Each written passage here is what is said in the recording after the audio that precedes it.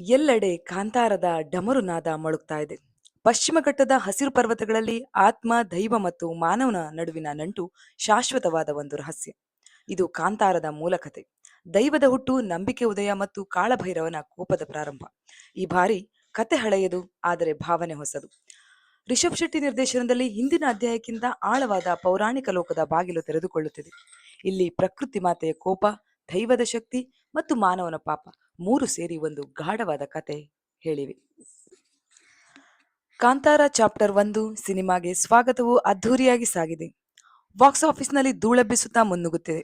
October 2ರಂದು Vijayadashami ದಿನ ಬಿಡುಗಡೆ ಕಂಡ ಸಿನಿಮಾ ವಿಜಯದ ಪತಾಕೆ ಹಾರಿಸುತ್ತಾ ನಾಗಾಲೋಟದಲ್ಲಿ ಮುನ್ನುಗ್ಗುತ್ತಿದೆ.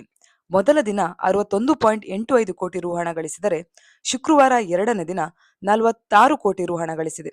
ಶನಿವಾರವೂ ವೇಗವನ್ನು ಮುಂದುವರೆಸಿದ್ದು 55 ಕೋಟಿ ನಿವ್ವಳ ಗಳಿಕೆಯನ್ನು ಹೆಚ್ಚಿಸಿತು ಎಂದು ಸೆಕ್ನಿಲ್ಕ್ ವರದಿ ಮಾಡಿದೆ.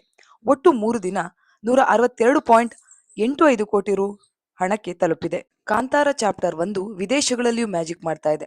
ಮೊದಲ 2 ದಿನಗಳಲ್ಲಿ $2.5 ಮಿಲಿಯನ್ ಅಂದರೆ ಸುಮಾರು 22 ಕೋಟಿ ರು ಹಣ ಗಳಿಸಿದೆ.